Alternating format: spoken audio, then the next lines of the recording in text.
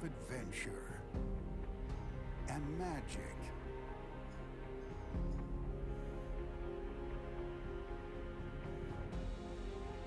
Where peril lurks in every corner, and the elements themselves present a danger. Rise up and take arms.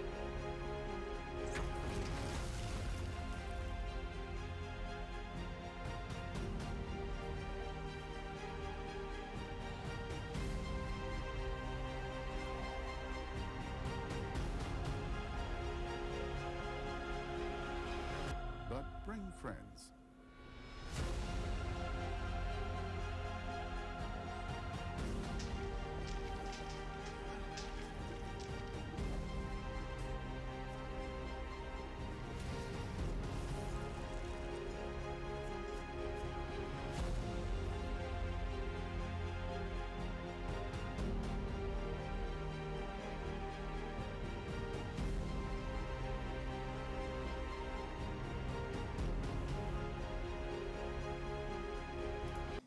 Hey guys, Caffeine Injected. As you can see, I've got a whole tab, a whole litany of tabs of Pantheon. And if you guys watch any of my videos, you know that I'm not big on doing a lot of video editing and stuff. And it's not that I can't do it. I'm a software developer. I've been doing that since I was about 15 years old, which was 1985, if you really want to know when that was. Pretty scary. But it's just that I haven't put the time into it. I think I'm just lazy. But this video, I really wanted to talk about Pantheon, kind of, what is Pantheon? Not like what do we know so far, but I don't want to go in depth because if I did that, I would have had to prepare. I prepared for this video for all of 5 minutes. I just had certain ideas that I wanted to talk about, and I thought you guys might be interested, especially since once the alpha does come out and they release the alpha, I'll be playing the alpha a lot, and as long as I like what I see, you will be seeing me doing a lot of Pantheon alpha coverage. Now, I don't know if under the NDA, and I should probably ask Brad McQuaid if under the NDA, when alpha comes out, if I'll be able to do any kind of footage. I'm assuming not, but we'll wait and see. So Pantheon Rise of the Fallen is an MMORPG. You guys know what that is, or you wouldn't be at my channel. I cover a lot of MMOs, mostly because I love playing MMOs. I'm a big Dungeons & Dragons player. Not big, but I played a lot when I was in high school. Again, this was back in the 80s, back when we didn't really have video games. We had them, but they were like Atari 2600, and arcade coin-op games, some of the stuff back in the day like Joust or Dig Dug, stuff like that, Tempest.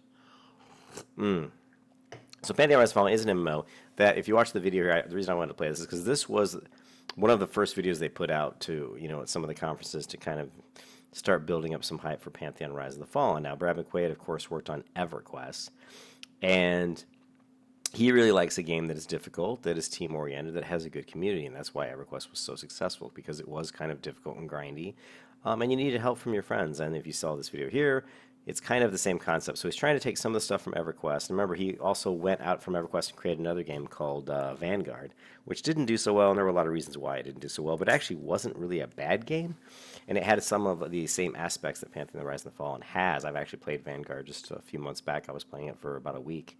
And it has some of the same aspects as Pantheon, but of course they're bringing it up to a little bit more current, up to date game. If you see all these tabs in my browser, kind of what I wanted to, we're just going to start from the left here. So here are the classes, right? These are the classes in Pantheon. There's quite a few, and I haven't gone through. I mean, I haven't watched all the videos on Pantheon, so I haven't seen all. I mean, I've watched some of the videos, but I haven't seen how all the characters work. But you're just, we assume that these character classes are going to work like what we would expect them to work like. We've got a cleric, paladin, where most of these we just look at it. Oh, what's a ranger? He's going to be shooting arrows. Rogue. He's going to be high damage dealer. Maybe he's going to have stealth. Summoner's going to have some sort of a pet. Enchanter, not real sure yet. Druid, he's probably going to heal. He may have different forms. Shaman, same thing, type of healer. Wizard, damage dealer. Glass cannon. Monk, melee, damage dealer up close. And a dire lord. Well, what's that? What's a dire lord? So let's move into, not there, the dire lord. And the dire lord is interesting, and it says group role, tank, and utility. Combat role is essence. So it has some sort of essence. Think about the warrior in World of Warcraft, and he's got rage, right? And so the more rage he has, the more things he can do. And how does he generate rage? Well, he generates rage by hitting people, but he also generates rage by getting hit. The dire lord seems to me to be very similar. The dire lord is proficient in combat. Dire Lord is considered by a myth by most in the oral tradition of Terminus history. Now, Terminus is the main world of, think of it as, I'm going to refer to World of War because most people know what that is. So Azeroth, Terminus is to Pantheon what Azeroth would be to World of Warcraft. But anyways, in combat, Dire Lords will constantly generate essence as a percentage of the damage they deal. They will also gain essence based on the damage they take. So the essence is going to allow them to manipulate probably their skills. And I would imagine in most cases these guys will be tank. And when they say utility, I'm thinking off tank. Okay, so I just want to kind of run through these classes really quick in Pantheon so you guys have a little bit of an idea of what classes are in the game. We have the Ranger. And I haven't even read these. This is the first time I've read these. So you guys are getting my opinion of what I'm reading. Now, of course, this is kind of, I just want to present to you kind of information, kind of a general information about the game. And what I'll do is I'll probably go back into the video and I'll put a little in the description, I'll put links to the different sections so you guys can kind of jump around. But this is the Ranger. Typical what you'd expect, melee range DPS. Also keep in mind each class is only available to certain races in the game. And we'll get to those races here in a bit probably. I don't know if this is a free form video, so let's see where it goes. You know me, I love to just ramble. So, combat resource is momentum, and combat rangers will constantly generate momentum as a percentage of the damage they deal. In addition, certain melee and ranged abilities will increase the ranger's momentum by a certain amount when used. Other abilities will have momentum cost in order to be performed. So this sounds like when I'm in combat and I'm doing damage, I'm going to gain some momentum. Momentum may probably enable me to use some of my more special, higher damage abilities. And I'm assuming also it's probably going to be used as an escapability resource, like if I'm dodge rolling or jumping back or anything like that. That's what I'm guessing how this will work. The interesting point is, of course, I don't gain any momentum when I'm getting hit.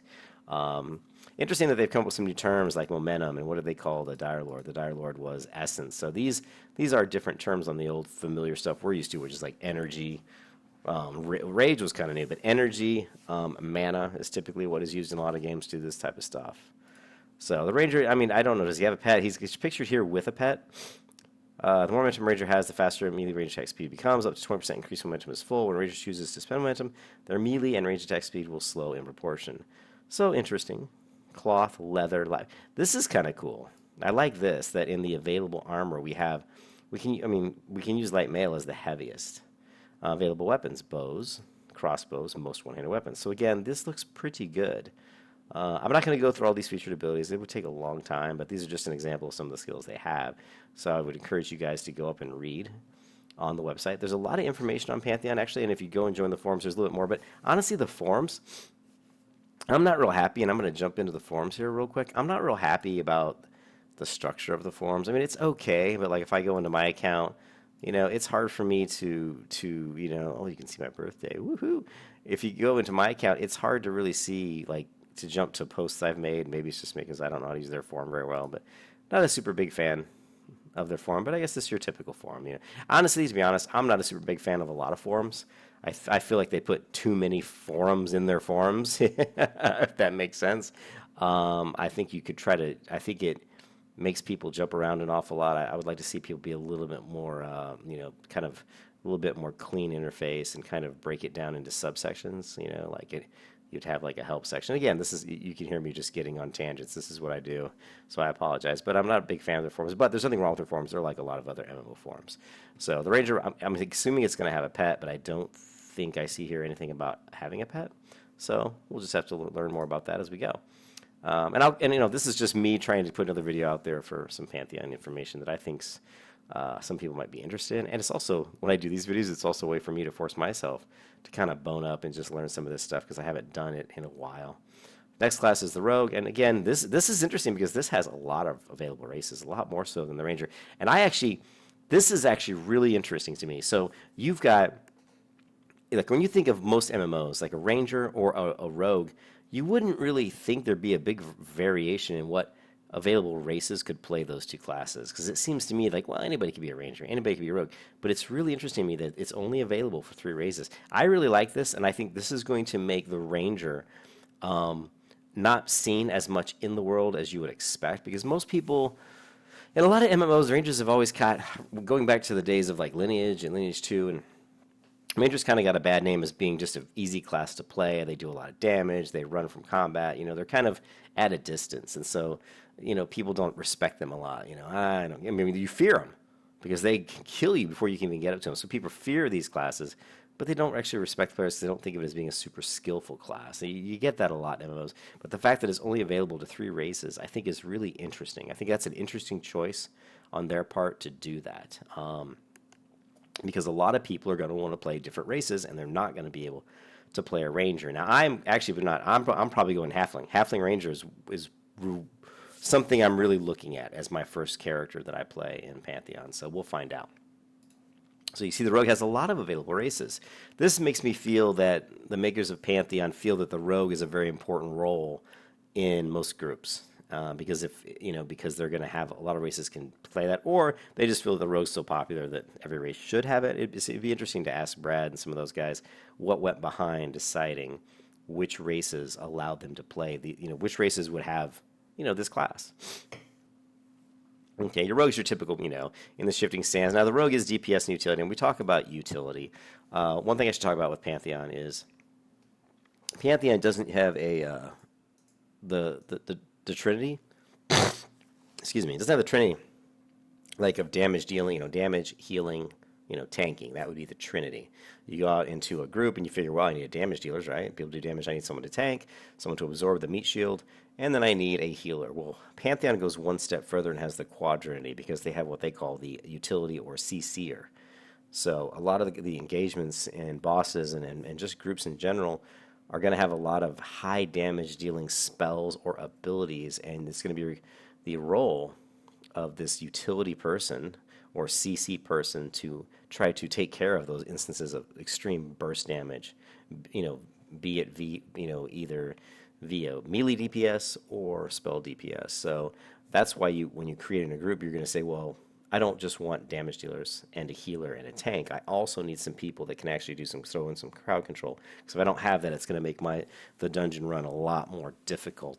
And on to that end, the groups can be up to six people in the group. So that gives you a little bit more room to play with, which I think was also another nice decision. So far, a lot of the decisions they've made with Pantheon, I've liked the decisions that they've gone with in a lot of cases. And again, here you see combat resource is endurance, which for a rogue, it's not surprised. Usually it's energy or endurance or stamina. And if you look at the available armor, it's the same as the ranger. And the weapons are daggers, throwing knives, most one-handed weapons. So they can't use a bow, though. I know this will irritate a lot of people. A lot of people love to pull, right? You want to be able to pull at a distance, and so they're going to have to use their throwing knives to do that. And a lot of people, I think, really like the idea of having a rogue with a bow, like a short bow. So I personally, if it was me and I was developing this game, I would have added short bow. Like, I would have added a specific weapon type of short bow, long bow. Long bow being anything that's longer, than such and such, whatever. And that the rogues would have had use of the short bow, but not the long bow. Because it doesn't make sense, a rogue carrying this huge-ass long bow on his back. But having a little short bow, I could see that. So I think that would have been a nice choice. And again, here's some of the skills. You can see the sneak, shadow walk, and you guys can read through these. Blackjack, increasing your attack speed. So these are all your typical. I don't see anything here too crazy. Ooh, alchemical abilities. This is kind of neat. Smoky mirror, sleeping pad. There are other skills, but they're just kind of kind of putting them under a category. Throw a sealed, fast, pressurized air at a target. This flash shadows by creating a loud noise that draws attention. Okay. So we're going to have that thing where we're drawing people away by making noise, which, it's okay. It's more used in stealth-type games, Okay, the Shaman. Okay, available races, the Archive, the Ogre, the Scar, the Elf. The races that are probably have a little bit more history in the elements or in, how would you say... I can't think of the word, but if you think of like an ogre or a scar, they might worship kind of gods or deities that are a little bit more, there's not a lot of information about them, whereas humans are more like having gods and, Christianity or something. And the elves, of course, are going to have their gods. Humans and elves, I would think their kind of gods would be more along the lines of people that patrons, but an ogre or a scar might be more mystical, so it's more of a, I think they talked about it if you think about American Indians versus just regular, like, American, English people who came from England, the English people would have gods that they worship, whereas and they were people that they thought at one point were real people, whereas the American Indians would have almost like spirits. A lot of people they worship were more from the spirit world. So that's kind of how I look at the ogre and the scar, and probably I'm not sure the arc. I don't know much about them yet. And is that they're people they look up to are probably more from the spiritual side of things. So the shaman being a caster and has all these available races, of course it's a healer, support, or utility. Now of course support's just going to be, he's like an off healer. Utility, again, he may have some CC. Available armor, cloth, all this stuff. Available weapons, one-handed. It has to be blunt. They do have one-handed piercing shields. That's a little bit odd.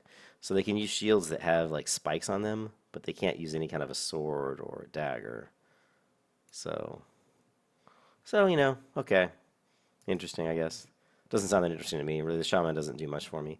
The summoner. It's a curious thing to reach a hand to the realities other than your own. This is the art of the summoner. So I'm a little surprised the summoner doesn't have, as a race, it doesn't have like Ogre or Scar, but I guess they feel like those races are maybe not as intelligent. So when you look at the summoner, and this is, I think, a gnome, isn't it? Or, yeah, gnome. The gnomes always have these little face masks on. But the summoner, magical DPS utility, they have a pet, obviously, from the picture. So think of this as like a warlock type class. Mana, arcane control. So this is injury, arcane control. I'm not sure if this has to do with their pet. Mana planets home to a series of pure art energy known as mana ghosts without purpose of form. It is the summoner who has fashioned a use for them. So the summoner is using these mana ghosts. Interesting. And of course, they have utility as well. It looks like a lot of classes have utility as either CC or off heals or off tanking. These weapons approve. And of course, one-hand piercing, one-hand blunt, two-handed stabs, certain shields, and cloth armor. So they have a pretty good variety of weapons. And then we look at the warrior. Look at all the available races that can play the warrior. I think it's almost every single one. Let me open up the race here real quick. Right? Let's do this. Okay, so we've got 1, 2, 3, 4, 5, 6, 7, 8, 9 races. And we got 8. So there's one race that the warrior cannot be. And the races are the Archai, the dwarves. What's interesting about the dwarves is I always see them in this kind of blue color. Like somebody put a blue filter on the camera, And I don't know if that's because orcs always have a bluish skin. That's not orcs, dwarves, sorry. That's kind of a weird way to go. Never think of dwarves as being blue. And you'll notice that the Dark Mirror also have kind of a bluish, greenish, look to them. I think of them as like a dark elf, but they're a little different. We'll get back to the races. So they can play every race except for one. Tank, utility, basically tank, off tank, combat, resource, battle points, and resilience. Interesting. It's different than the Dire Lord, which is using the essence. So, I don't, warriors pretty much, they can use all armor, full plate mail, all weapons. Warriors typically have use of almost all weapons and all armor in any MMO. Their traditionally role is obviously tank, damage dealer, or off tank. So I don't think warriors, there's ever really anything too mysterious about them. They do have war banners, capable of planning a variety of banners. I kind of like this idea. Providing a wide array of beneficial and detrimental effects to friends and foes. It's kind of neat. Of course, battle cries I like. Warriors can command several battle formations to enhance their group in different situations. So that's kind of neat too. They have some different buffs and things that are probably useful in and out of combat. And then we go to the wizard. Wizard, once again, pretty straightforward class. Usually I would think magical DPS utility, combat resource, mana, focus, and spell weaving. I wonder what spell weaving is. Spell weaving, while adventuring, wizards may discover scroll fragments connected to some of their core abilities. Once found, these fragments are scribed into the wizard's living codex and join with the core spell. Once joined, the markings become discernible and show the wizard the secret of weaving these spells into successive, more powerful versions of themselves. So this is really cool. This is a great idea, and I've never... the game I was working on, I was doing something kind of similar, but it wouldn't be like... It wouldn't go into like their codex and enhance an existing ability. Well, actually it would, because I was talking about... You would learn a fireball and you might learn different variations, but I wasn't thinking of them as modifying the one you already knew. It was more like you were going to learn something entirely different that was very similar but more powerful, maybe a kind of a variation upon a fireball. So pretty much this should be pretty straightforward. Focus their studies on 3 schools of magic: fire, cold, and arcane. Did they say 3? Fire. Okay, yeah, I guess it was just 3. In battle, the wizard will gain a stacking of focus buff when an ability from one of these schools is first used. Yeah, oh yeah. So there's one thing in Pantheon is there's different mana pools. I think you can have like 3 different mana pools, like on each magical tree. So in Battle of the Wizard, we're getting a stacking focus buff. When an ability from one of these schools is in fire is used, each time a spell from the same school is used in succession, this buff will continue stacking until it reaches stacking limit. The wizard will then will retain the focus buff until a spell of that school is not used, causing it to fade, or the wizard uses a spell from one of their other 2 schools, resulting in a new buff being active. There is rumored to be a 4th school of magic discovered by certain recondite wizards, devastating in effect and untethered to elemental constraints. That sounds interesting. Maybe blood magic, maybe? Fury. So I think what you see, and you see so far through these classes, is they've taken these standard MMO classes, but they really have embellished them. They've really added stuff to them that makes them gives them a little bit more variety, but also makes them a little bit different from other MMOs.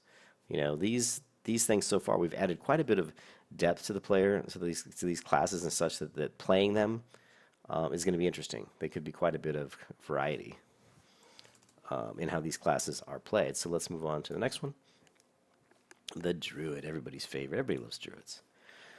So the Druid available races is, again, we've got 6 out of, 9? So 3 races can't be them. It's interesting that the Halfling, so far the Halfling can be a Druid, a Warrior, a Rogue, and a Ranger. Okay. The Wizard, the Druid. Not a lot of stuff here on the Druid.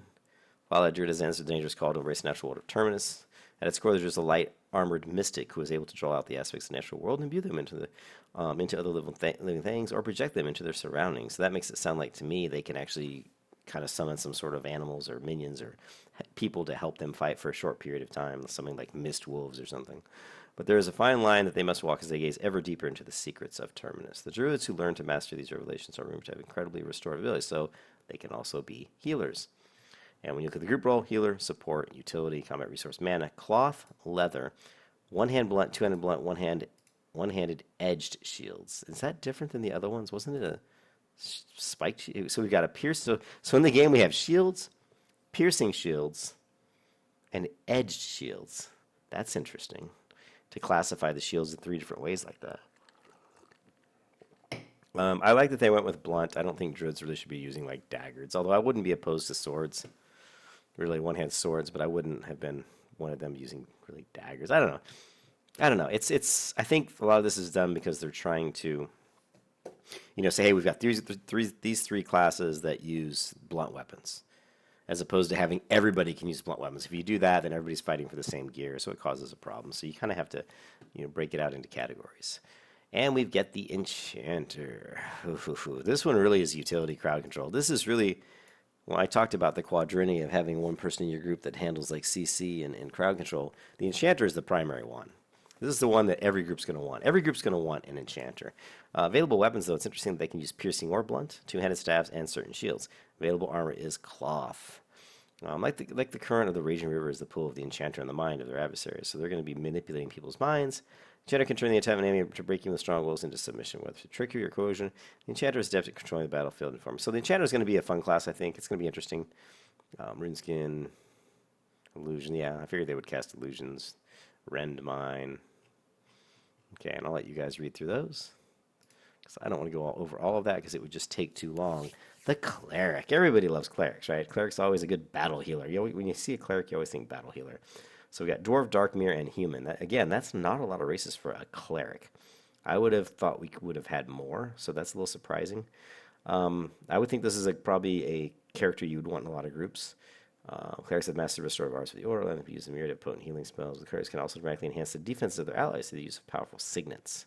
So we got support and healing, and utility as well, of course. And I'm not going to read through all that because just more stuff about how they can use some of their power. The Celestial Bond is active. We'll get into more of these details when I actually get into the alpha. Available armor, all armor. That's interesting. So this Cleric can be a full plate mail. One-handed blunt, two-handed blunt, Celestial Tomb. Okay, and a shield. And it says shields, so I'm assuming they can use all of the shields. These sharp, piercing shields, these edge shields, and just regular shields, I guess. So that is that is all of the classes. I've gone through all of these, although I don't remember going through Paladin or Monk, so I'm not sure how I missed those. So let's look at Paladin, and let's look at Monk. I think those are the only two I didn't go through. The Paladin, only 2 races, human, dwarf or human. That's interesting. Tank or utility combat. If you guys know me, you know I like cleric. You know I like paladins. So I love plate. I love shields, sword and board. I love it. At its core, the paladin is a plate armored melee specialist imbued with celestial power. This enables him to wield spoken rebukes and with awesome effect. In addition, by shedding the dogma of the cleric order, they have devoted themselves to the study of arms and armor, giving paladins renowned ability in defense combat. Paladins are more fierce than when they stand face to face with undeath. So once again, I'm assuming that means they're good against undead. Sounds like World of Warcraft. In combat, paladins will gain wrath as they take damage from enemies. Paladins will also gain amount of wrath base. So think of wrath as being the same thing as this guy's essence, the Dire Lord's essence. Okay. And this is a paladin.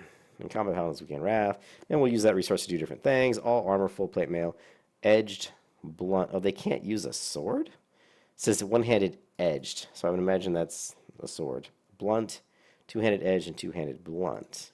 Where's the shield? I don't see a shield in here, guys. I thought that was a shield on her back. So that's, I would want to know, why can't she have a shield? So if she's a tank, you would think maybe that's just an omission. So that question needs to be asked. The monk. Class I rarely play in MMOs. The way of the monk is the pack between harmony, body, and soul. Melee DPS, off-tanking utility. So, off-tank. Probably makes a good off-tank. Combat resource, chakra. Cloth, light leather, monk-specific martial armor. That's interesting. They have their own specific type of armor. Shuriken, most blunt weapons. Martial weaponry. So, again, they have their own specific type of weaponry that's different. So that right there makes you a little bit want to play them because they have some sort of specific armor and weapons that maybe other classes can't even use. That would mean that gearing up a monk might not be that difficult. And hand-to-hand, you wouldn't be fighting a lot of people, maybe. But there are 4 races that can play the monk. So this one, the books, the verdict's out on this guy. We need to really play him and see what all this stuff means. And then I kind of wanted to look at the pledges, guys, just real quick. To get into Pantheon, to play in the alpha or beta, you're going to have to pledge something. Even again, the game itself, you have to pledge something just so you can get the game. The cheapest one, if we go to the supporters pledges, I didn't back button. I was trying to right click and open up. How about control left click? There we go. And it didn't open up a new window though. So we have these different pledges. The Watcher's Pledge, $50, you get the game, right? You get the game. Early name reservation, unlimited supporter access. The next one, you don't get beta access though on this first one, so it's important. Really, if you really want to play this game, I would recommend getting into at least the beta. So I would go with at least the $100 one. You don't have to, but if you don't, you're going to not be able to play this game for a long time, and there's so many people that are interested in this game that you'd really be kind of, you're going to be behind the curve. If you come into the game when it launches, there's going to be people who have played this game for a long time, and I felt that way about some MMOs like WildStar, even though WildStar fell apart and I always thought that game was going to fail. But there's a lot of games that have, they start giving stuff to the community early, and I think that WildStar is a good one to bring up because WildStar really tried to work with the community to help develop the game, and I think in that instance it was a bad thing in my opinion, because they kept trying to please too many different people, and they ended up having kind of a hybrid combat system. So that's one of the things I'm worried about with Pantheon is they are trying to get a lot of information from the community, but they say they have this written set of tenets or guidelines or mission statement, whatever you want to call it, about what they want this game to be. And I would recommend to the makers of Pantheon that they go back and read that every day. At the end of every day, they should have that printed out and stuck to the top of their monitors because they're talking to the community and asking for advice all the time, and it's easy to get off of. It's easy to stray from the main path that you started on. It's very easy, Just ask Bilbo. But so these, you can get the Legate's Pledge, basically the beta access. And if you go down here, I'm not going to go through all these. It'll take too long. But the pledge I have right now is the Pathfinder's Pledge. Actually, no, I'm sorry. I have the Advisor's Pledge, which gives me Where is it? This, invite to the Founders Conclave, which, as you look at the description, access to an exclusive area in the game called the Founders Conclave. The reason I wanted to get into this is I know a lot of people were excited for this game, and I wanted to not be separated from them once the game started. I didn't want to go to a major city and have all my friends who have been interested in this game and are doing videos in this game, all of a sudden they'd all be in a different part of the city that I can't get to. So I didn't really want that to happen. It was only $50 more, and it gives me, that. You basically just get that. And I think some of these things change. That's pretty much all you're getting is invite the founders. If you go back, and then I'm thinking about upgrading now to the Black Rose Pledge, which is $500. But you can do $50 months a year, and I actually have an open question to them about, well, if it's $50 a year and I've already paid $300, then it's $200. Then it only comes out to like $17 a month, right? So I can certainly pay $17 a month. That would get me up to the $500 Black Rose Pledge. Which the one thing I'm looking for out of that more than anything, honestly, is the digital lore and art book. It is digital though. I wish it was a hardback. But just getting that is pretty cool. I really wish that was hardback though, like a real hardback book. You get the soundtrack too, which is nice. It's nice to have the soundtrack. But I wouldn't recommend people pay that much money if they don't need that stuff, And for me, it's like, what's $17 a month? I can afford that. And there's lots of other pledges here. I mean, God, there's the VIP pledges. These are crazy. $1,000, $3,000. Here you get the Terminus cloth map, which I admit would be pretty cool. Real collectible physical item. Postcard from the team. I like how it says real loot. It's real loot. And then the limited edition frame print, which would you can put up on your wall. But the cool thing is you get this the $10,000 one. You get to design a dungeon or raid with the design team. That's kind of cool. You get invited to join the design team of Visionary Realms headquarters. That, I must admit, would be kind of fun. But yeah, it's just $10,000. I can't afford that. Okay. And then here's the next thing I wanted to kind of jump on is if you go to the section, the media section here, there's some different stuff, high resolution images. And I'll take a quick peek. I'll show you a quick peek at some of those. This is the one that they just put out pretty recently. I think I've got this in the 400. Yeah, this is the 400 in the 4K res. The one thing that this is after they've kind of updated the graphics quite a bit. One of the concerns I have with their artwork is it's a little too glossy, too shiny. Their armor is really shiny, like really shiny. I mean, look at the specular highlights on the edge of the shield. I don't really like that. I don't like the fact that the shield's so blocky either, but that's for another story. The hairline on the models that never looks that great. It's pretty jarring to see his hairline come up against his skin. It almost looks like he's a mannequin. So I'm not like I think there's a lot of work they need to do with the textures. The cloth textures, the textures of their weapons, the textures of their shield, textures. I mean, a lot of this, I think needs a lot of work. The leather here on his right arm, the leather actually comes out looking pretty good. This weapon, again, it's very blocky. Look at the edge of this weapon. It's, it's not very realistic. So, wow, let me zoom in. And here's even, this is the 4K. It's almost like they painted on the hair. So the hair that they're using, whoever created the hair, I just don't think it's really the way they want to go. It doesn't look very realistic. So that's, I'm not, I know I'm nitpicky, but the game is not even in alpha yet. So I think if we're going to complain about anything, you should complain about it now. And then we got a couple other screenshots we can look at. Let's take a look at this one. Now, these are coming from the graphical update. They did the graphical update a few months back. I mean, they talked about it, that they've upgraded all the character models and such.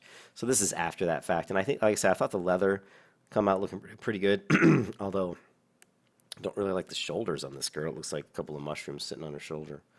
The book looks pretty cool. And, it's nothing.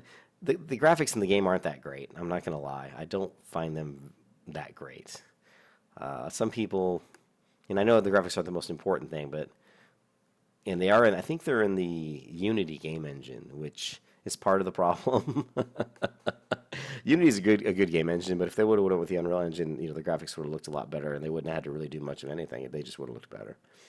Although the Unity 4 Unreal Engine 4 does offer some other issues and other problems.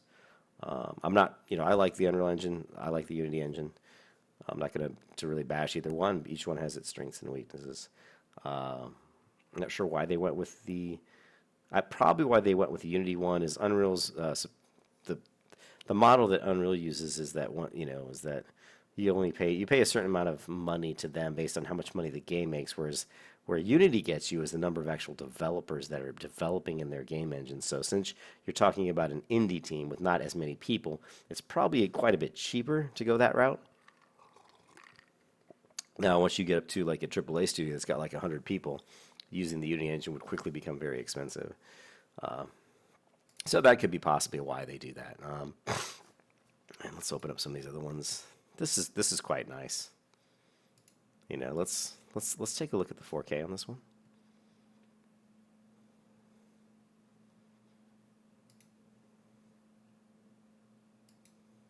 I like the crystals, and the reflections on the crystals are real nice. Although I'd like to see them more see-through, so I'd like to get some more opacity on these guys, and some more variation, like these crystals here at the top. I'm very much into art, and I've looked at some of this stuff for so long. I always have an opinion.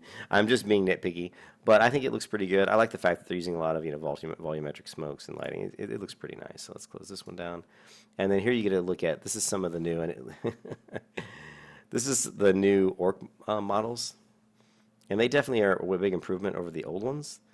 But again, my complaint is that the skin lighting and color looks a little phony, like they just took a rubber orc and stuck them in front of a building. So, they're doing what they can. The team's pretty small.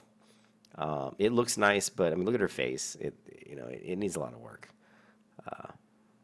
I think they'd really benefit from some photogrammetry or some sort of high-res scanning of real people, and then just trying to apply some different textures on top, and try to use that to generate a bit more lifelike looking faces, like somebody like what's the company Ninja Theory did for their game, the last game they put out. So again, here's a guy in armor. Again, looks okay.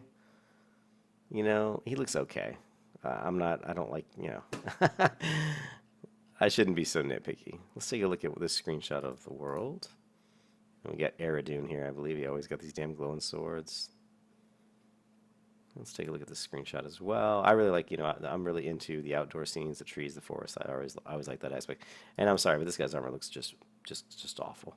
So here, when we look at the artwork, that tree it's kind of hard to tell because there's so many branches. So there's one problem I have right off the bat is it's hard to tell which branches are part of which trees. I know that's being really nitpicky, but again, that's just lighting. Putting in shadows, putting in depth perception. There's just a lot of things you can do with lighting and stuff to really clean that up. The water looks... Actually, I like the water. The water looks quite nice. Where the water meets the rocks and stuff looks a little bit strange. And this one looks beautiful. This is actually beautiful. One of the things I think about this game that I really, really like is when they do the dark. The dark scenes, and they go into the dungeons, and they're out in the world at nighttime. I love how they make it really dark and it's kind of, dank, and it feels like there's danger. And remember, this is a fantastical world. This is a fantasy world.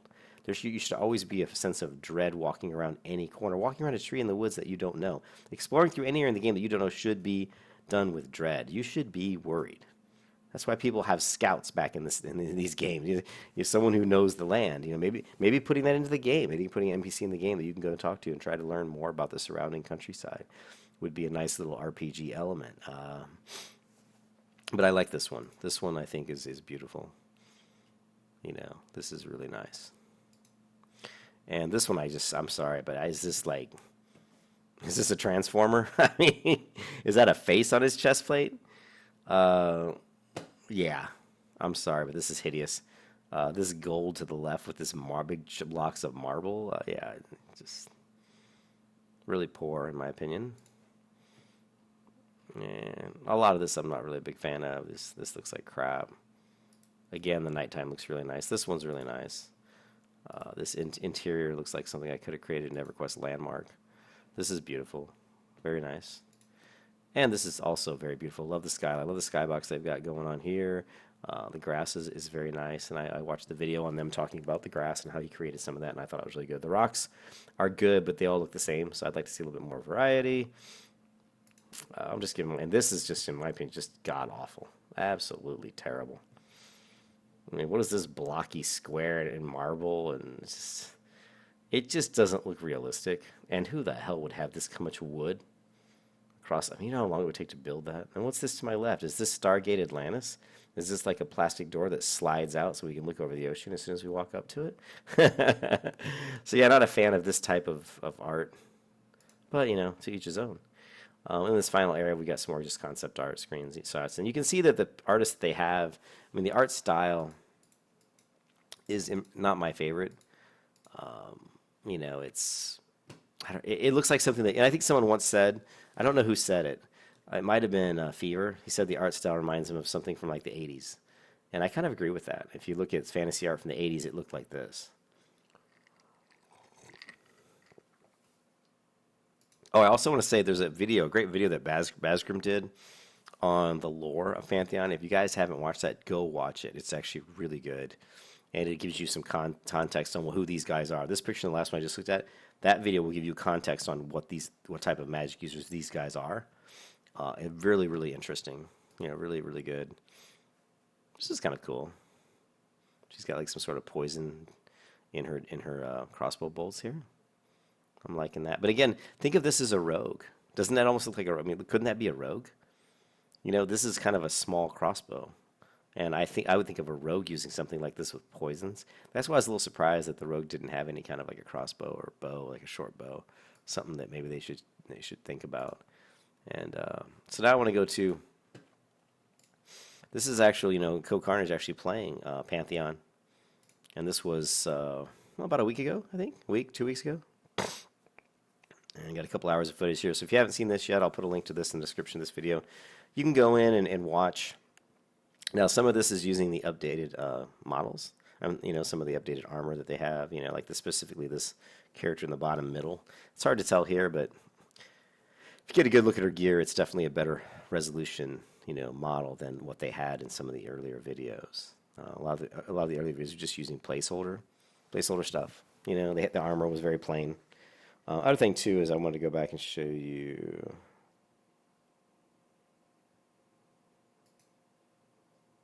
Yeah, as CoCarnage kind of moves over to this guy, he kind of, you can see his head lean forward, and he kind of scrolls the camera. And what he's looking at is he's looking at this glow effect. And notice how dark the dungeon is. That's actually really nice. It's you know, I love how dark the dungeons are. Also, this glow effect is really, it's probably pretty simplistic. I don't really know, but it actually comes out quite nice. I just don't like that mace. I think it looks like a bad mace out of WoW or something. The graphics kill me more than anything in this game. You know, I really think, you know, I wanted to talk about the UI. If you ever played EverQuest or EverQuest 2, I never played EverQuest, but I played EverQuest 2. This UI looks like it was almost right out of EverQuest 2. Not a fan of, how do I explain it? Like this window of this rogue and his gear here. I'm not a fan of how thin the corners of the borders of it are. I'm not a fan of the fact that it's flat. It doesn't feel like it has any like weight to it. I'm not a fan of the tabs where the text is so big it's literally bumped up against the bottom, and that the tabs don't even look like they're part of this inventory box, character inventory window. It's not that, I don't like it. It doesn't look that great. I've never been a big fan of these kind of square, thin-lined, bordered things. I'm gonna have to get a screenshot and show you guys of. Well, actually, you know, really, if you just go to Guild Wars, I mean, the Guild Wars UI is really nice. So if you go to Guild Wars 2 UI, let's just go to images. I'm trying to get some of these windows, something like this, right? Hopefully, let's go into a bigger screenshot. Yeah. So look here how nice the UI is. Look at this window, how it's got a beautiful, see the bottom, it's got this black section where they can put just some status text. So you got status text at the bottom, you've got a border at the top in black, and then above that you've got the title bar. It's almost like they were like used to using a Windows computer, because in Windows this is how the Windows are. You have a window, the window has a section at the top where you're going to have the close button, and then beneath that you might have like a header, which is going to be this skirmish details, and then inside that is your content of the window. At the very bottom you've got a footer, so you've got header, footer, and then the title bar of the window itself. So it's kind of how they've approached it. And then the tabs you see here. So imagine if Pantheon, instead of having the tabs at the bottom like they did, put the tabs here on the left. And I just love the beautiful icons, and I love the opacity of it. And yet there's no opacity on the box here. It's solid. But if you look through the right side to the right of it, it's opaque. So they're putting a mask, like a mask on this, that is applying opacity in various degrees. So then you go back to Pantheon's UI, and I'm sorry, but now that we've looked at the Guild Wars 2 UI and we look at this, it looks pretty crappy, doesn't it? So I think the UI could get a lot of work. Yeah, I agree. And I know this is a small team, but look at this. Look how dark it is. I really like it. Let's just let this play a little bit. Near future. Which way am I going? It wouldn't. Which way are you going? To take a left here. Okay. Yeah, let's get rid of this path there first. I'm gonna speed up Observant. the playback here. Well, I shouldn't say observant. Some of our more fortunate CA testers may have noticed that the crew bosses dropped some pretty nice armor upgrades at this level, so it'd be good for Ben to grab a few of those. So there's the Celis Reapers we're talking about, some more of the ambient mobs.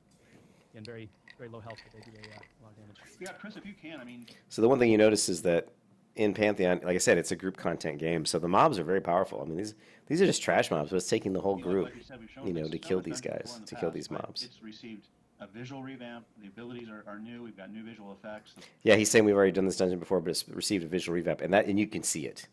You can see the stone textures here, especially this wooden beam, much nicer looking than the last time they did this video. And it's interesting how big the hallway is. That's a big hallway. Look how wide this staircase is. That's interesting that they went with it being that wide. But I love the wooden beams here are really nice, and they look old. They look weathered. Population is much more thought out. Bosses, sub-bosses. Yeah, I was going to say, skeletally it looks like I've been here, but this is the first time I've seen it with the lighting effects, and it looks lived in now.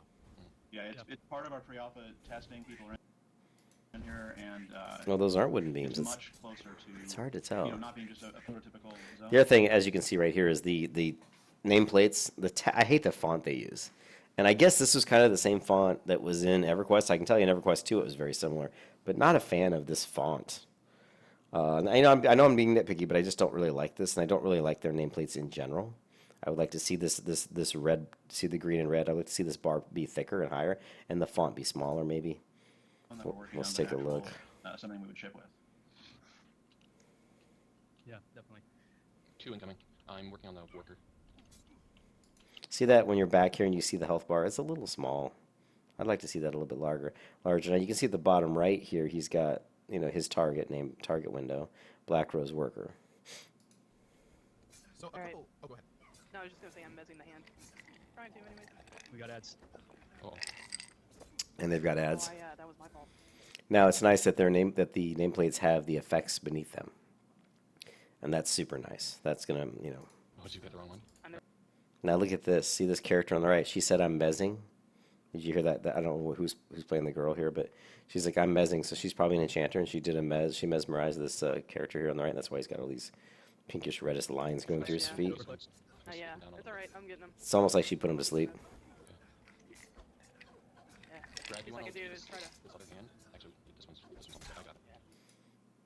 The degree to which I hinted at this a little bit in. But as you see this, sorry, I didn't mean to shrink the window. As you see, Co-Carnage going through the game here. The degree to which they will be ranged versus. As you see him going through the game here, you get a feel for the fact that it is, these encounters are not super easy, but they're not super difficult either. Look at the compass at the top middle of the screen. That's right out of EverQuest 2.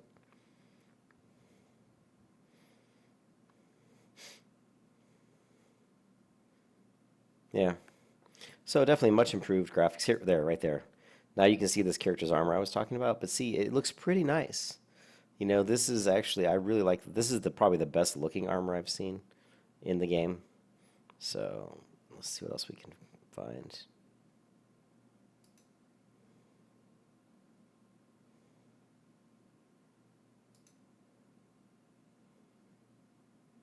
Just kind of scrubbing through the video here, guys. I think that's enough. You guys go check this guy out. Like I said, I'll put Co-Carnage's link here in my video. But that's pretty cool. The other thing, hopefully I've got it up here for you guys. Close this. Don't need that. The other thing I wanted to go over was, I got to find it. Okay, learn more. And we want to go to news. And we're going to news. And the other thing you can do, make sure you read the newsletters as they come out. So go to the media here. What's this? Nah, let's go to the work. I think we're going to have to go to the forums to get to what I'm trying to show you. There's some videos they did on the particle effects and some videos they did on the walk cycles. And let's see if we can get to that real quick, and then I'll end this video. I don't think I'm going to go over all the races. And the lore, I would definitely watch Bagstrom's video on the lore to get you guys. And you can also check out Pantheon Plus, some guys I know that run that YouTube site, and they've done pretty much all Pantheon content. And of course, check out Nathan Napalm, as he's got a great channel for Pantheon. But let's get to the forums. I know you guys probably all stopped watching a long time ago and fell asleep. Now, if you want my opinion, like if I want to do this like the lazy peon, you know, what's good and bad about Pantheon? Let's first look at this, see if I can find this real quick. My newsletter is here. I guess this is it. Let's get it. We just need to get down to effects. Here we go. This is what I was looking for. And we'll open this up in a new tab. Pause this one. And there should be another video right here. And we'll play this one. Open this up in a new tab. We'll pause this one. Okay, so here, there's no sound to these videos. So they're just showing you like what a fireball might look like. These are just some of the particle, the spell effects that you're looking at. And they're just trying to give the user base, the community, an idea of what some of these spells might look like. And they give you some different views, like the view from the side. Now you get to see it, you know, a sample test of him throwing it. And now we get a view from behind this character on the right as it's coming right at him. So, you know, I mean, it looks okay. I would say that they need to do some more.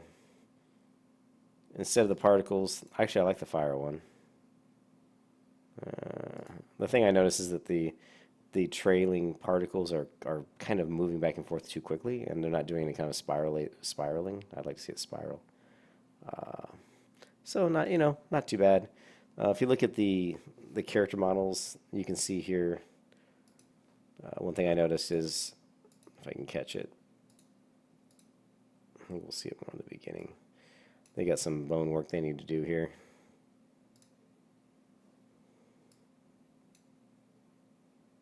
Actually, it doesn't look too bad. Right there is what I was talking about. At this point, it looks like his back is kind of. It's hard to tell from this angle. It looks like his clavicle is kind of pushing out a little bit too far. But you know me, there you saw it. Did you see that deformation?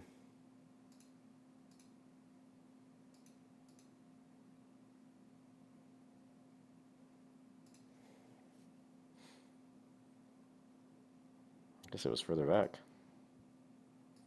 There, yeah, that's it. See there, where it's coming out the side of his body. That's something they're going to have to work on. And I noticed it on his other swings as well. So, but it's coming along pretty well with the animations. There's some stuff that needs to be fixed. It feels a little stiff, like the moves are a little stiff, jumping. So there's, whatever. It looks okay. Again, this is early. They're making great, good progress for sure.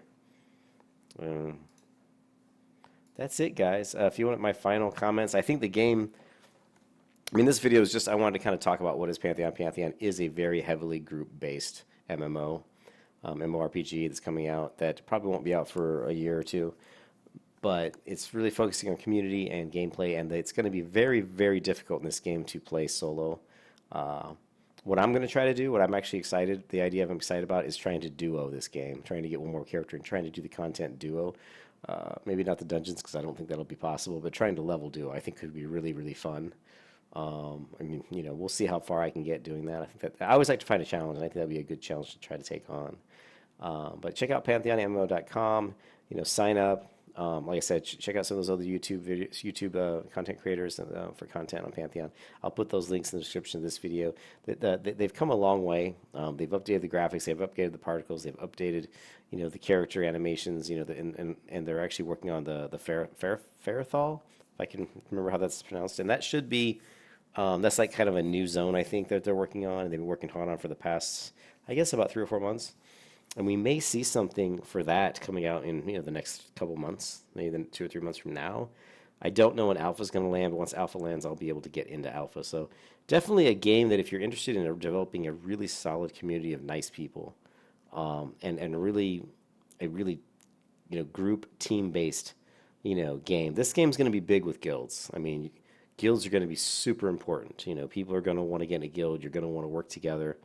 And I think it's going to be a great game. It could be kind of a time-consuming game, but I definitely think it's going in the right direction. And I wouldn't have paid, pledged $300 towards this game already if I didn't. So I know I ramble on, but I wanted to do a video on Pantheon and just kind of give my thoughts and over the past few months and kind of what's been going on with the game. And I think, I hope that you guys, find some of the content, in my ramblings, that some of the stuff I said, rings home, or some of the stuff I said makes you, interested, and you'll go and take a look at the site and maybe watch some other videos and try to keep up to date. But I'll keep putting up, as we get closer to Alpha, especially once we get at Alpha, you're going to see me putting a lot more videos out, and I'm going to be getting a lot more specific. It's going to be my gameplay, my thoughts on characters, classes, combinations. If I can get into duo and stuff like that, I'm going to be getting more specifics of how to play certain classes and all that. But I can't do any of that yet, but I will eventually. So, all right, that's it, guys. Take care, and I hope to see you again soon.